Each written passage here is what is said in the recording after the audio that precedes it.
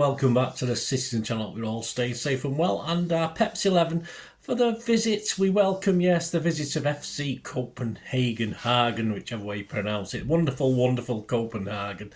Yes, we hold a 2-goal advantage, of course, having won 3-1. There's no away goals or anything like that these days, so we'll have to make sure we don't get beat by more than 2 goals, and we'll be fine. Simple as that. If we get beat 3-1, we'll be staying a bit longer. 6th of March 2024. 8 p.m. kickoff. That's okay. So it's better than 7:30. Not as bad as 8:15, which we've got one coming up that time, haven't we, as well? So we'll have a look at how they've been doing since we beat them over there 3-1. And of course, we'll go for a Pepsi 11, which could be totally. I don't think I'll be as good as the United one when I got 11 out of 11 with this one, because it'd be interesting to see how Pep's thinking. But I've tried to put my Pep head on. Well, I'm a bit of my head similar to his anyway. So I'll come up with a Pepsi 11. Let me know yours, guys. It'd be great to hear that.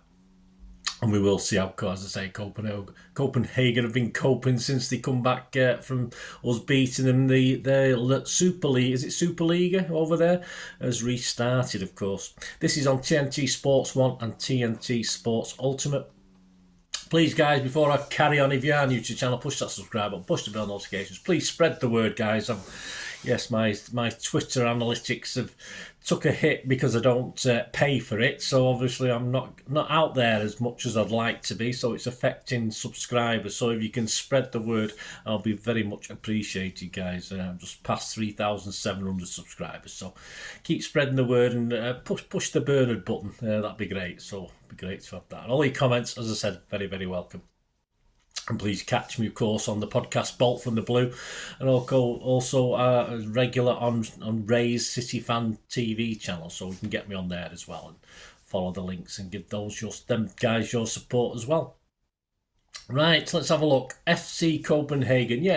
As ever, with most teams coming to the Etihad, they don't have anything to lose with this, I don't think. Perhaps pride, they know they're possibly out, but hey, a 2-goal deficit, it's nothing, is it, really? It's only half-time, so it will surely be a mountain hopefully they can't climb, but there's no guarantees of that. I mean, I'm going to keep your fingers crossed all throughout this vlog. But will it mean they'll have a goal? Will they play a strong team? I just don't know what they're going to do, so that sort of puts a bit of a spanner in the works. And Pep, obviously, at this stage doesn't know what quite they're going to do. Will they throw in some less experienced players? But of course, how well have they been doing? Well, is the league the be-all and end-all? Well, it is in our league, isn't it? And it's to some extent other leagues as well, of course it is. So how have they done since that 3-1 hammering? So since our first 3-1 leg, we've got, it wasn't hammering, was it? We scored the third quite late on. But since then, they've won at Silkeborg, who beat them 2-0 on the 18th of February. On the 26th of February, they beat Nordersland 2-0 at home. But yes, this weekend just gone, they came a bit of a cropper against top side. I always call them Midgetland. I don't know how to pronounce it, but Midgetland, I like the sound of that. Of course, they played them on the 1st of March, and they come a cropper 2-0, though. It was a pretty even game, and they were losing 1-0, and of course, they were pushing for an equaliser, and a sucker punch. Midgetland got a second goal in the 94th minute. So they played pretty well. So disappointing. It leaves them third. They played 39 points. In second spot above them, played 19, only one less. Is Brøndby. They've got 40 points. And Midgetland, who we just mentioned, they're a top, played 42 points. So, they're on course comfortably. We have one of these things where the so many top teams then qualify to go forward. So you have like a playoff or a mini league again, so they're certainly on course for that. And they weren't top last year when it came to this stage and still won the championship, so they've still got a good chance of doing it. So I don't think they're going to take any silly risks with and sort of winnable home game coming up this week for them as well. So I don't think they're going to take too many risks against City. But one thing I do worry about is they were a little bit physical over at their place, and they could be a little bit physical again here, which hoping they won't be, but that's probably more wishful thinking. Of course, Pep will be aware of this when he picks his 11 as well, and when I sort of pick my 11, aware of the fact that it could be the physical side of this as well, which we don't want any injuries coming up, do we, with certain games coming up. So that does bring us to our boy. Surely physicality has to come into Pep's thinking, as stated, when he picks his 11 with this. But this job still has to be done. As I said, it's a 2-goal cushion, but they get an early goal. It's all in the mixer, isn't it? But we have to finish it off, bring key players off rather than start them. It's a possibility. That's obviously the obvious thing to do. I think he'll hedge his bets just a little bit on this. I think he'll take a chance and rest 2 or 3 key players, but still have some key players playing. So what does the squad against United tell us, if anything? Well, the starting 11, Ederson, Walker, Stones, Diaz, Aki, Rodri, De Bruyne, Bernardo, Foden, Haaland and Doku. On the bench, Ortega. Someone's mentioned whether Ortega will play. I doubt that very, very much. Gvardiol, Akanji, Lewis, Kovacic, Gomez, Nunes, Bob and Alvarez. It's feasible. Look at that bench. It's feasible that all that bench could start. Or certainly the bulk of it might, but Pep knows he has to be careful throwing in so many changes. I think these days, I think last season I probably said to you, if we start making 5 or 6 changes, we struggle. I think we're not as bad this season because we're not quite as good? So making 5 or 6 changes doesn't affect it too much. I'm not too sure. It might be a bit of both with that one. I think he'll rest Stones for this. I think he'll rest Rodri, a key player, and one, but not both. He's going to rest either Kevin De Bruyne or Foden. I can't see him resting them both, but I think one will play.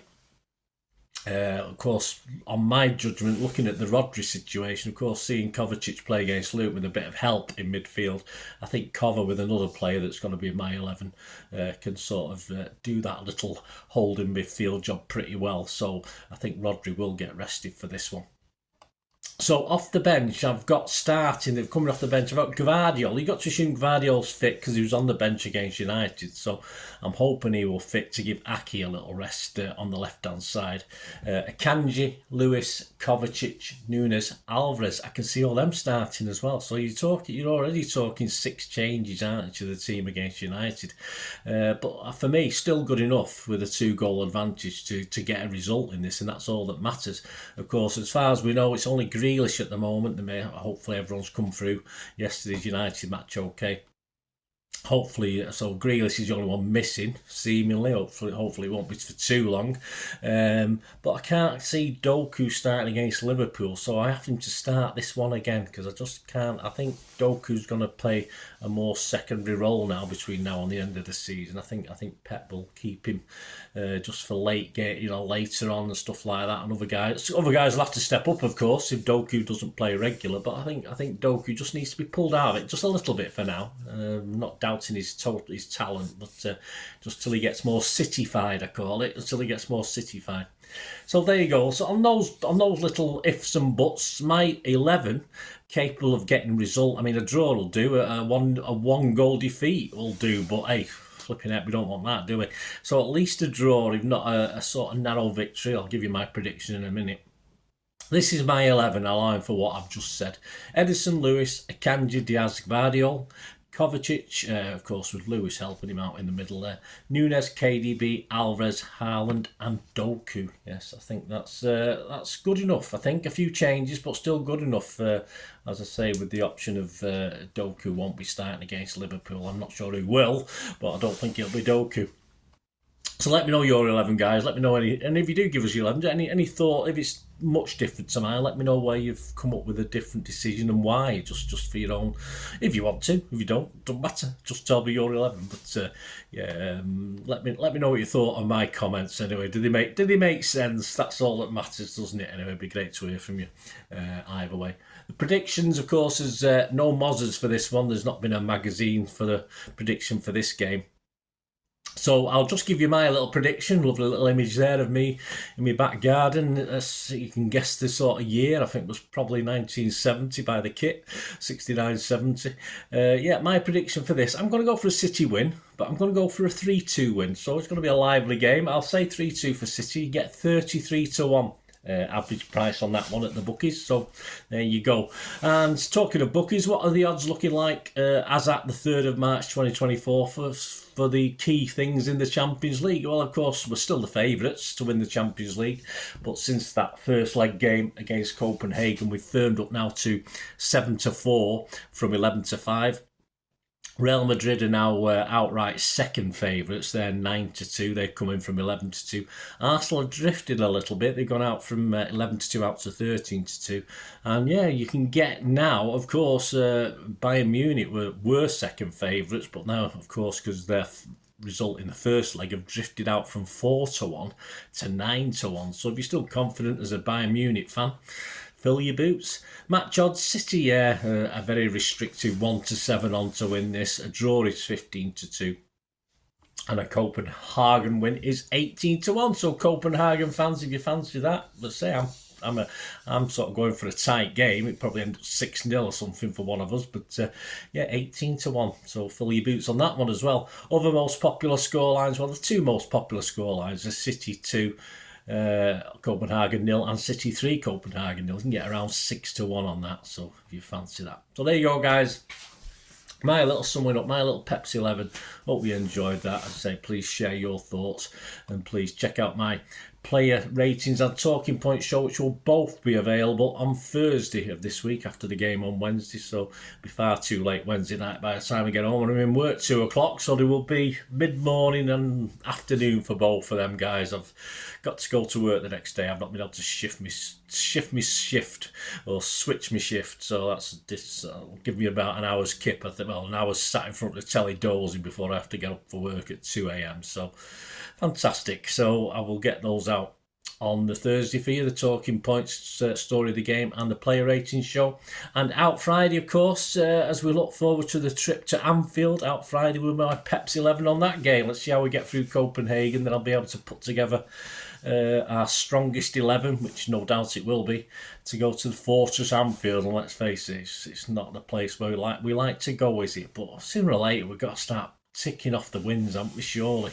Will it be this week? Let's hope so. Anyway, let me know your thoughts, guys. I'll join you very soon with one of these vlogs that I'll be doing. Thanks for watching, guys. Until we meet again, I'll ask one thing, don't I? Please stay safe, Blues.